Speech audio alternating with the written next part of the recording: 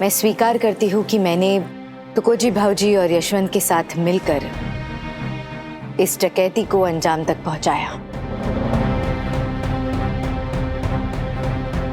लेकिन हमने ऐसा क्यों किया और किन हालातों में किया, क्या ये बात दरबार नहीं जानना चाहेगा? दादा साहब, अब बात घुमाई जा रही है। लूट लूट होती है, डकैती डकैती होती है, और शाही खजाने की डकैती घोर अपराध है। क्यों की, किस लिए की, उसका इस मुकदमे से कोई संबंध नहीं है दादा साहब। संबंध है मालेराव, सीधा सीधा संबंध है बाबा साहेब, क्योंकि हमने ये डकैती स्वेच्छा से या किसी खुशी के लिए नहीं की है।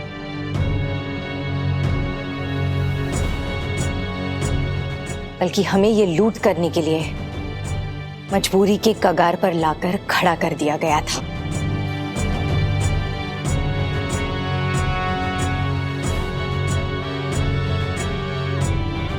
अगर लूट करने वाले को सजा मिलेगी तो उसे इस लूट के लिए प्रेरित करने वाले को, उकसाने वाले को, यहां तक कि विवश करने वाले को भी सजा जरूर मिलनी चाहिए बाबा साहेब।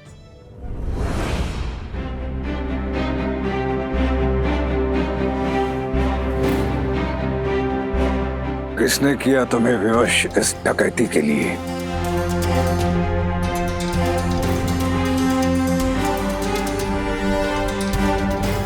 वही जिसके हाथ में उस वक्त धनराशि खर्च करने का अधिकार था।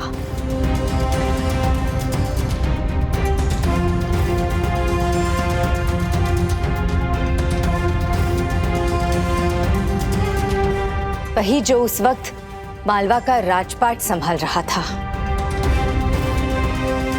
जिसके हाथों पे आपने मालवा की प्रजा का भविष्य सौंप दिया था।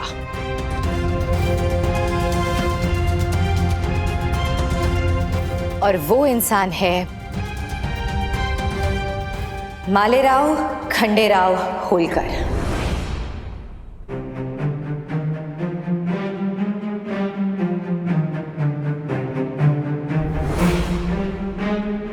हाँ बाबा साहेब, वो मालेराव है जिसने हमें ये डकैती करने के लिए प्रेरित किया, उकसाया और यहां तक कि विवश भी कर दिया।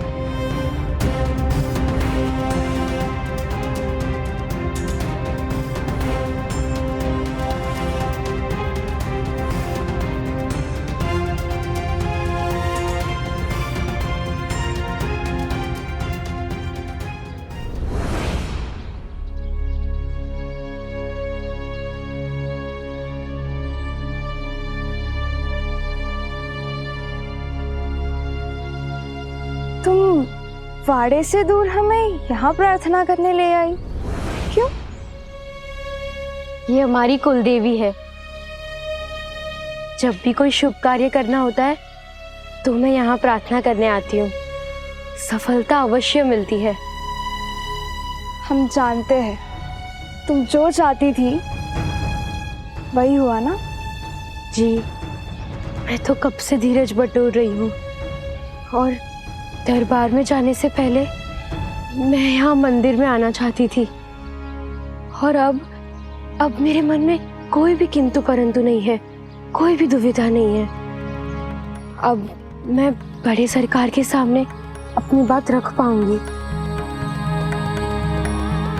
चले अब।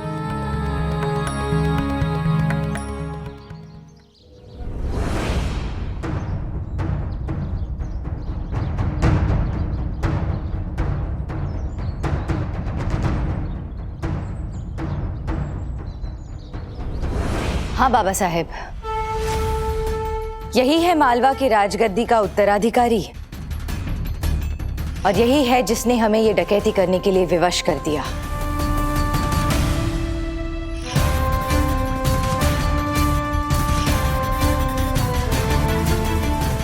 आई साहब, अब दरबार का समय नष्ट कर रही है, और यहाँ पर जितने भी लोग उपस्थित हैं उन्हें गुमराह भी कर रही है।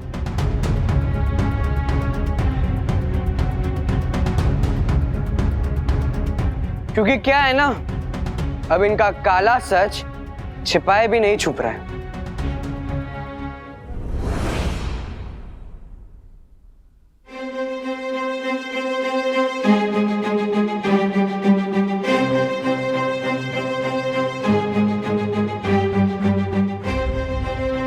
बाबा साहेब, आपको सूचित करते वक्त भी कष्ट हो रहा है बाबा साहेब कि हमारी प्रजा पानी के बूंद बूंद के लिए तरस रही थी। किसान आत्महत्या कर रहे थे बाबा साहेब।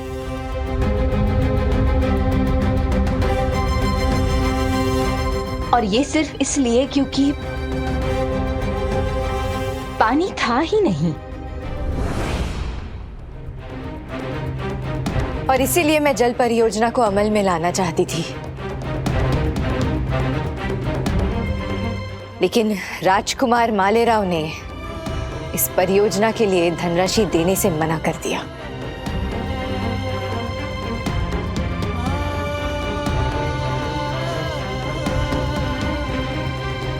मैंने इससे विनती की, इसे समस्या अच्छी तरह से समझाई, लेकिन फिर भी मालेराव ने मेरी बात नहीं मानी।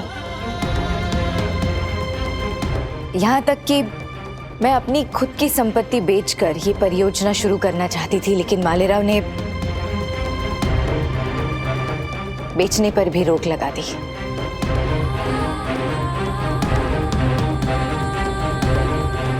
हम क्या करते बाबा साहेब? हम लोगों को कौड़ी कौड़ी के लिए मोहताज कर दिया।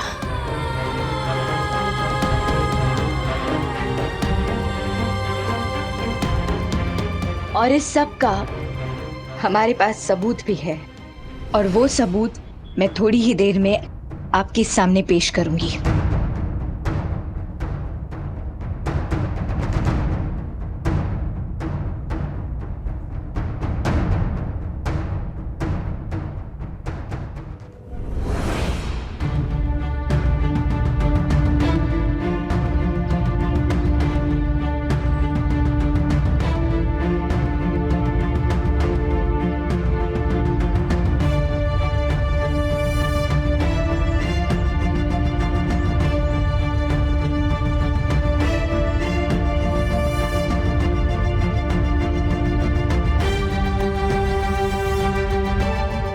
तुम डरो मत, सब ठीक हो जाएगा। और वैसे भी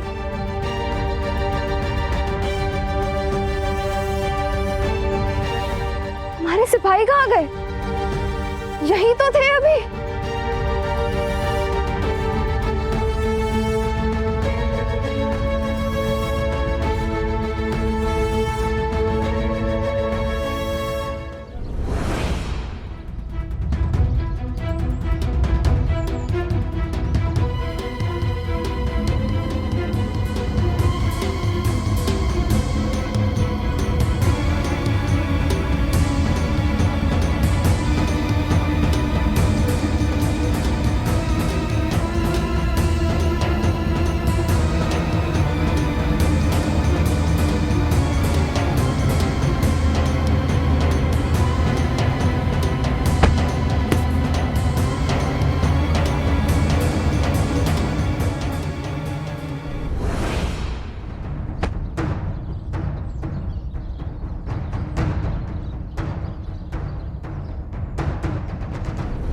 यहाँ बैठे जितने भी वतनदार हैं, उस गांव के लोग हैं, इन सब ने मालेराव के दबाव में आकर मेरे नेतृत्व को स्वीकारने से मना कर दिया था बाबा साहेब। अब आप ही बताइए, हम और क्या करते बाबा साहेब? हमारे पास लूट का रास्ता अपनाने के सिवाय और दूसरा चारा क्या था?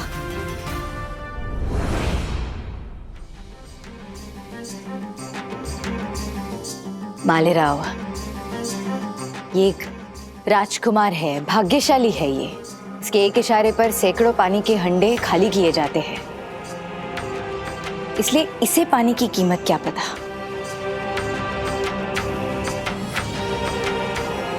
कभी उनसे पूछो मालेराव, जिनके लिए पीने के पानी का मोल सोने से कम नहीं है।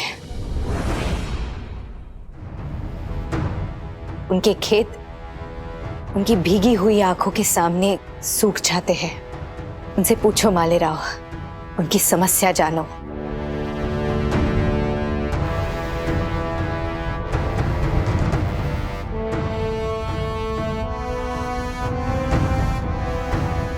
वजह जो भी हो, लेकिन आई साहब आपकी कोई दलील इस सत्य को नकार नहीं सकती कि आपने शाही खजाने की डकैती की है। हाँ, तो मैं भी ये सत्य नकारना नहीं चाहती मालेराव। आज तक मैंने इस बात को स्वीकार नहीं किया, क्योंकि धनराशि सही जगह पर और सही काम के लिए इस्तेमाल हो रही थी। अब वो प्रक्रिया पूरी हुई है। अब मैं सजा भुगतने के लिए तैयार हूं।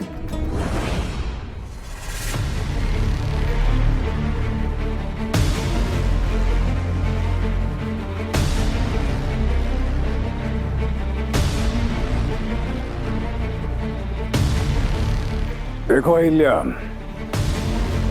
तुमने जो किया वो जनहित में किया, लेकिन फिर भी वो एक अपराध था।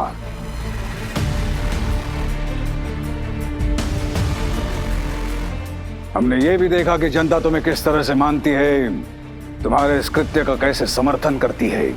लेकिन जनता के मानने और उनके समर्थन करने के बावजूद शाही खजाने को लूटना एक दंडनीय अपराध है।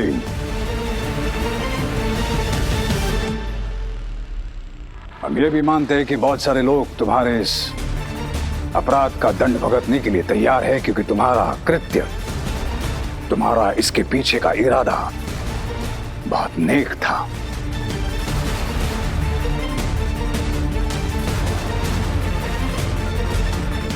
और जैसे कि हमने कहा कि हम तुम्हें सजा नहीं दे सकते, पर सवाल तो ऐसे का वैसा ही है अहिल्या। और सबसे बड़ी बात, तुमने ना सिर्फ शाही खजाना लूटा, बल्कि तुकोजी, यशवंत और बाकी सिपाहियों को भी इस अपराध में शामिल किया।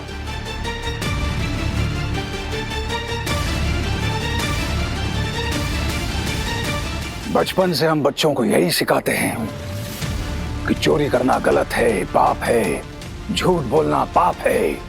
तुम्हारे जैसे लोग भी वही करेंगे तो क्या सचमुच हम एक सभ्य और आदर्श समाज लोगों के सामने, इतिहास के सामने रख पाएंगे?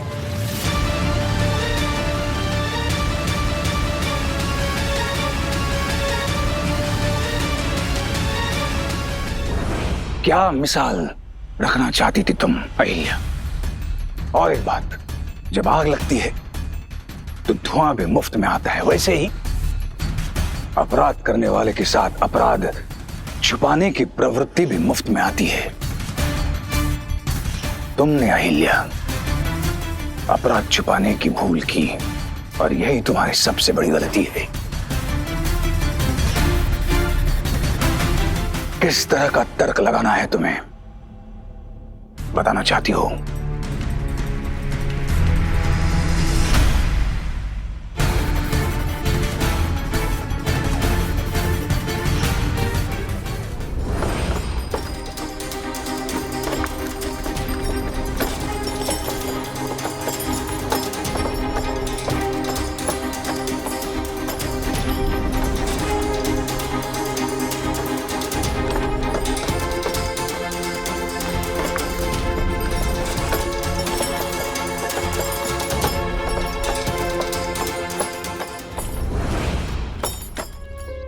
बाबा साहेब, मैंने अपराध किया है,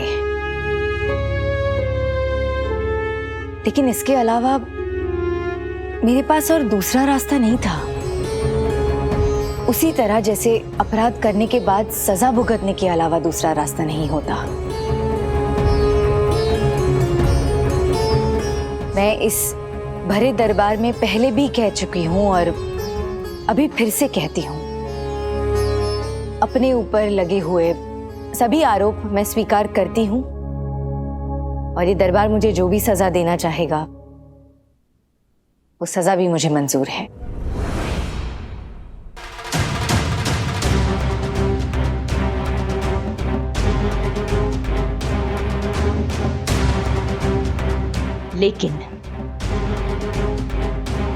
लेकिन सवाल राजा पर भी उठता है।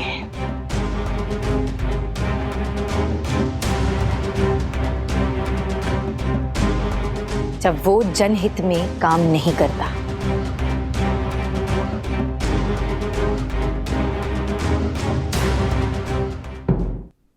सवाल अपने आप में एक आदर्श होता है।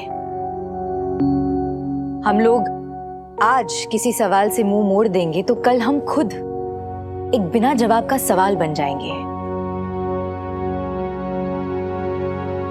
जो सवालों के जवाब नहीं ढूंढते उन्हें कुछ हासिल नहीं होता। जो सवालों के जवाब नहीं देते वो इतिहास के पन्नों में कायर कहलाते हैं।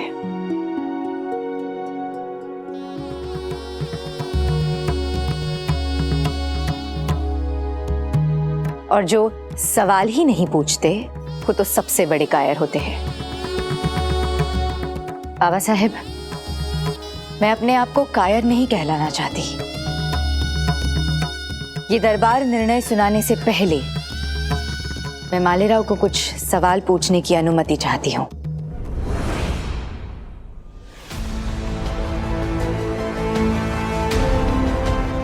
इजाजत है।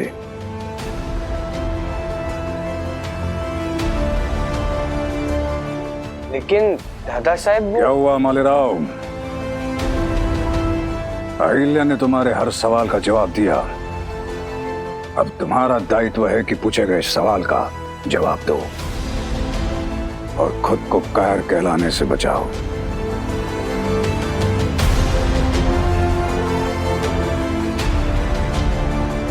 अब बताओ मालेराव, तुमने मुझ पर आरोप लगाया है कि मैंने शाही खजाना लूट लिया है, सही है?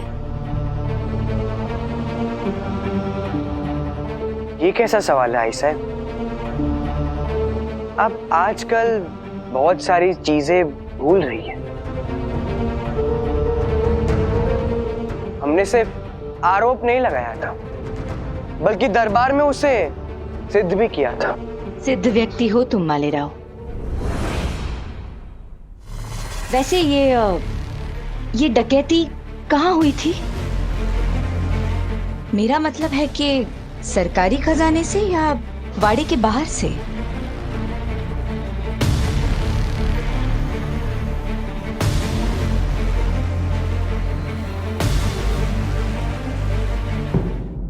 दादा साहब, ये सवाल भी बेमतलब है दादा साहब। समय की बर्बादी।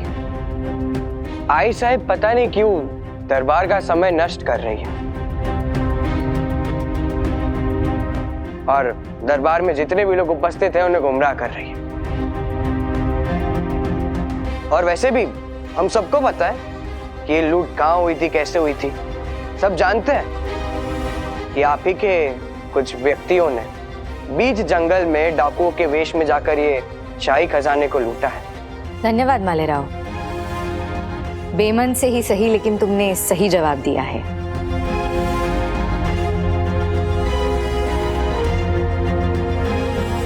एक और सवाल है मुझे, इतनी बड़ी धनराशि तुम कहाँ भेज रहे थे मालेराव?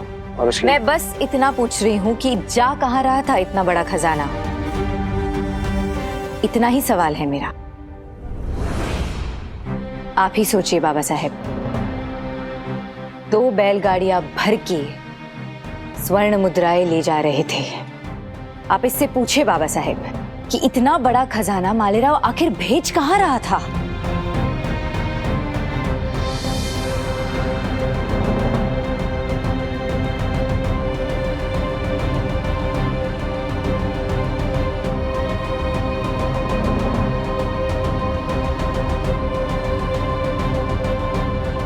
बाबा साहेब, ये सवाल पीछा ही नहीं छोड़ रहा, क्योंकि इतनी बड़ी धनराशि वाड़े से निकलने से पहले दरबार की सहमति ली जाती है। उस मुद्दे पर सवाल उठाए जाते हैं, वाद विवाद होता है, विचार विमर्श होता है, सवाल जवाब होता है। लिखित अनुमति दी जाती है मालेराव कि किस लिए इतनी बड़ी रकम तिजोरी से निकाली। क्या तुमने दरबार से सहमति ली थी?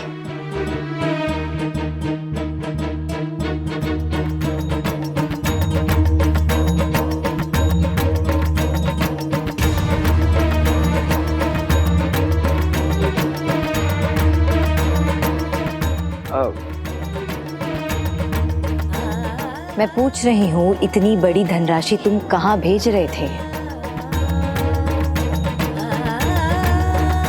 आई साहब, इससे इस मुद्दे का क्या ताल्लुक है? गंगोबा काका जी, आपके निर्णय, आपकी सहमति, आपकी अनुमति के बिना इस वाड़े में कुछ भी नहीं होता। क्या मालेराव ने आपसे सहमति ली थी इस बारे में?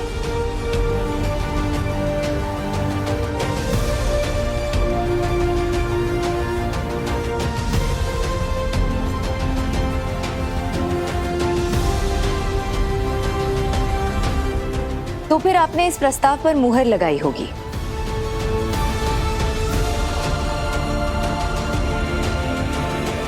गंगोबा, क्या आपकी स्वीकृति से ये सरकारी खजाना बाहर गया था? जी नहीं सरकार।